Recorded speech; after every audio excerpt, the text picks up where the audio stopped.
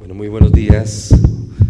Quiero darle un saludo muy cordial a los señores y señoras embajadores y embajadoras que nos acompañan en la mañana de hoy, a los representantes del Ministerio de Cultura, del Ministerio de las Tecnologías de Información y Comunicaciones, a los representantes de Resander y a todos los radialistas comunitarios que nos acompañan en la jornada de hoy, en este evento Así suena la paz en Colombia. Esta mañana tenía un diálogo a través de la radio con uno de los periodistas más distinguidos de nuestro país, en la emisora Caracol Básica, y estábamos conversando acerca de toda esta información y explicación que es indispensable en torno al tema de la participación política de los excombatientes de las FARC que han suscrito un acuerdo de paz, que han entregado las armas, que han entregado los bienes mal habidos durante esa época de confrontación, que han suscrito actas individuales de compromiso con la paz, con el acuerdo, con la Constitución, con la ley, de ponerse a disposición de la Justicia Especial de Paz y que ahora reciben la personería jurídica por parte del Consejo Nacional Electoral para competir en la democracia como un partido político más. Y toda la sorpresa o la reacción que ha causado el hecho de que, como consecuencia de esa decisión de otorgarles personería jurídica, ayer hayan anunciado que van a lanzar candidatos al Senado, a la Cámara y a la Presidencia de la República. Tuvimos una conversación interesante y allí la oportunidad de recordar lo que está en los acuerdos. Los embajadores que están aquí entre nosotros no me dejarán mentir. El acuerdo de paz suscrito hace poco menos de un año entre el gobierno de Colombia y las FARC es uno de los acuerdos más extensos y complejos de paz que se hayan firmado en la historia. Hace algunos días hablábamos con alguien que venía de Irlanda del Norte y nos hablaba de los acuerdos de paz en Irlanda del Norte, que terminaron 40 años de lo que allá llamaban problemas, costaron miles de vidas, tenían 30 o 35 páginas. El acuerdo de paz entre Colombia, el gobierno de Colombia y las FARC tiene más de 300 páginas, un acuerdo muy complejo, difícil de entender porque es extremadamente detallado y complejo, pero que corresponde a la forma criolla, a la forma colombiana, como logramos resolver un problema extremadamente complejo, extremadamente desafiante, como era el conflicto armado interno que sufrimos durante más de 50 años con las FARC. A problemas simples, respuestas simples, a problemas muy complejos, respuestas muy complejas. No había una bala mágica, no había una respuesta mágica, no había una formulación simple que pudiera acabar la tragedia que sufrimos los colombianos durante más de 50 años. Era un acuerdo extremadamente complejo.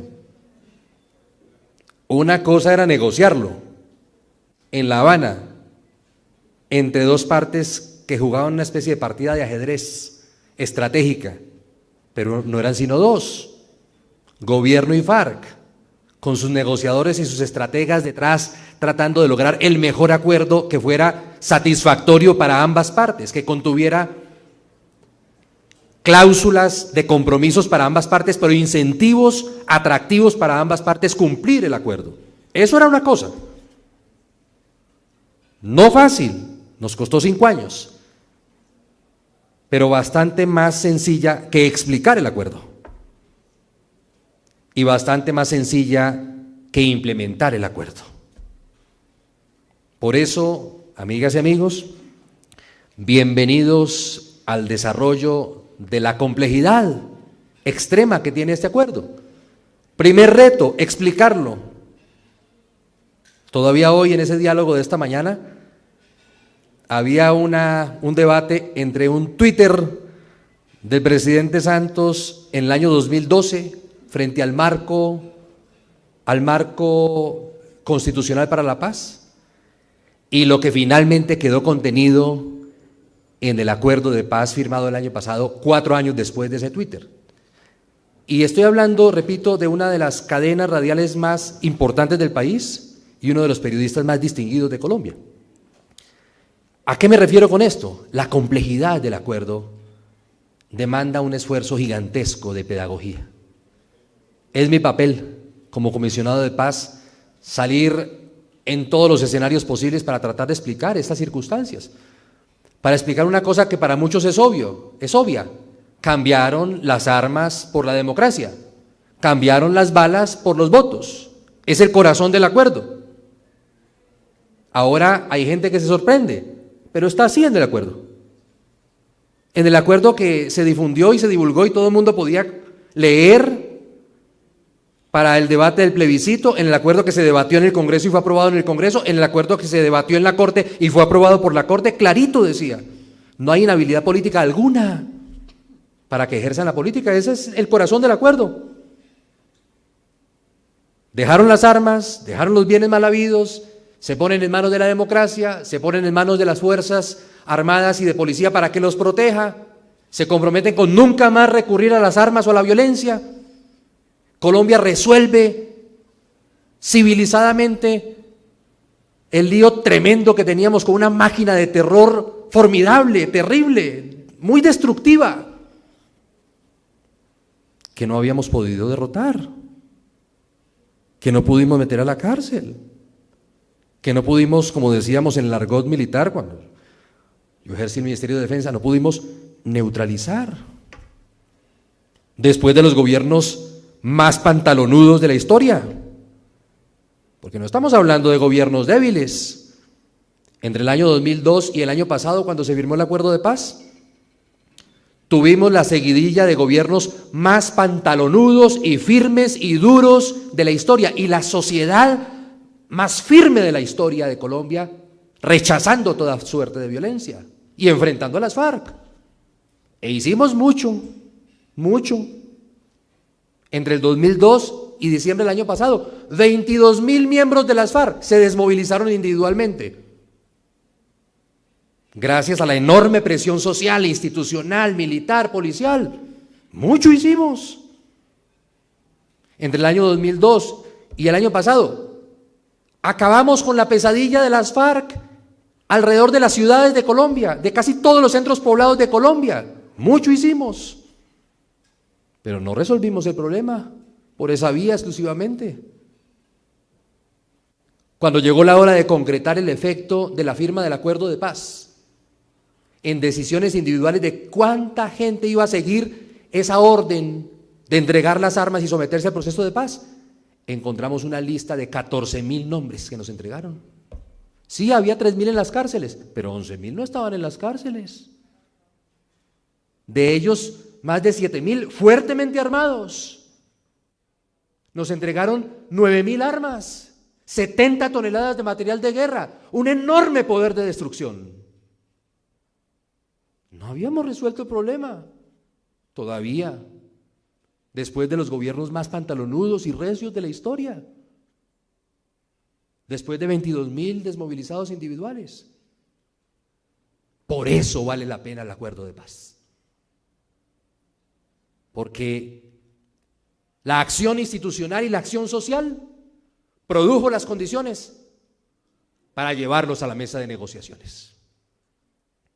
Y para que empezáramos esas negociaciones en el año 2012 con una decisión fundamental, después de los diálogos secretos y exploratorios, que fue: vamos a negociar para acabar el conflicto, para ponerle fin a esto, para entregar las armas y reincorporarnos a la vida civil. Eso hace toda la diferencia entre este acuerdo de paz y los esfuerzos de paz anteriores. Los esfuerzos de paz anteriores que fallaron eran hablar por hablar, eran conversar por conversar, eran conversar a ver si de pronto se lograba algo. Este proceso de paz comenzó sobre la base de que se iba a dialogar para ponerle fin al conflicto. Y por eso es importante que los radialistas comunitarios de Colombia entiendan esto. Porque si uno no tiene el corazón, la llama encendida de comprender la lógica ética de este proceso de paz, de este acuerdo de paz, va a ser imposible comunicarlo. Pueden recibir 1000 comunicados de la Oficina del Alto Comisionado para la Paz, pueden recibir twitters, pero van a estar enormemente confundidos por todo lo que sale en las redes sociales y lo que se publica y las mentiras que se dicen y la desinformación que hay. Esa era la decisión que había que tomar en Colombia, cuando el liderazgo de Colombia en cabeza del presidente Santos registra que los responsables de esa terrible máquina de destrucción y de terror y de daño y de pesadilla y de dolor están dispuestos a entregar las armas, están dispuestos a ponerle fin al conflicto. La decisión del presidente era crítica. O dialogamos para conseguir que esa voluntad se convierta en realidad y construimos el puente de oro para hacer necesario el tránsito y exitoso el tránsito de ese colectivo de más de 10.000 hombres y mujeres hacia la legalidad, o no lo hacemos y lo seguimos enfrentando y seguimos con las tácticas y las estrategias que teníamos. Yo creo que habría sido muy necio perder esta oportunidad. Cada vida de un soldado, de un policía, cada vida de una mujer dejada, abusada sexualmente dentro del conflicto, cada vida de un secuestrado, de un desplazado forzoso, como consecuencia de un conflicto que teníamos en nuestras manos la posibilidad de terminar, habría sido responsabilidad del liderazgo de Colombia si no hubiéramos tomado la decisión, arriesgando la popularidad del presidente, como ha ocurrido, de garantizar que esa negociación fuera exitosa. De eso se trata este acuerdo de paz y de eso se trata el papel de los radialistas comunitarios de Colombia. Si hay dificultades para entender esta lógica en los más encumbrados periodistas y voceros de opinión de nuestro país, por supuesto que hay dificultades para entenderlo en los periodistas de cada municipio, de cada vereda, de cada corregimiento de nuestro país, 600 emisoras comunitarias de Colombia, que tienen un rol fundamental para poder explicarle esto a la población, para poder escuchar a la gente y decirle, sí, comprendemos que esto es difícil, que esto es complejo. Son decisiones donde tenemos que pagar un precio, pero son decisiones éticamente válidas, éticamente poderosas, porque salvan miles de vidas en Colombia. A través de esta decisión estamos garantizando que el horror que hemos sufrido no se repita nunca más. Preferimos verlos haciendo política. Ya habíamos vivido esta historia, sufrimos mucho con el M-19. Preferimos verlos haciendo política que tomando el Palacio de Justicia, que secuestrando a Álvaro Gómez, que causando dolor. Ya lo habíamos visto con las AUC. Preferimos verlos en la vida civil con unas penas de entre 5 y 8 años, como ya la mayor parte de ellos las pagaron, que seguir teniendo activada esa máquina de terror que fueron los grupos paramilitares y las autodefensas. Es una decisión, hay que tomar decisiones. Yo creo que la decisión que nuestros hijos y nietos nos van a agradecer. A los radialistas comunitarios de Colombia, nuestra gratitud. En sus manos está que este proceso de paz sea exitoso. A la Unión Europea, a Resander, al Ministerio de Cultura, nuestra gratitud. Ustedes nos están ayudando a preparar a toda esta legión inmensa de líderes de opinión en las comunidades más apartadas y claves de Colombia para que expliquen la lógica de este proceso de paz. Ustedes en la Unión Europea, que son el mejor ejemplo mundial e histórico de un posconflicto exitoso, de un acuerdo de paz exitoso, porque la Unión Europea es el acuerdo de paz que le puso fin no a 50 años de conflicto armado interno como el que hemos sufrido en Colombia, sino a siglos de conflicto armado interno como el que sufrieron ustedes en Europa. Y lo hicieron con ejemplos de reconciliación de los que tenemos que aprender los colombianos. ¿Qué tal la reconciliación franco-alemana?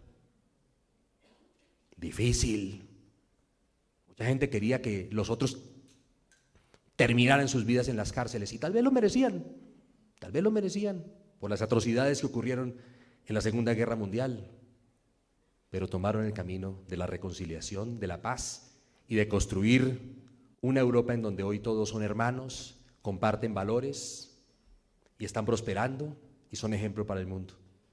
¿Será mucho soñar que Colombia aprenda de ese ejemplo de la reconciliación franco-alemana? ¿De la reconciliación entre Israel y Alemania después de los horrores del Holocausto? No son cobardes los de Israel por reconciliarse con Alemania después de esos horrores. No son débiles por hacerlo, son fuertes moralmente. Tienen visión de la historia y sentido de que lo más importante es que esos horrores nunca se vuelvan a repetir. Muchas gracias.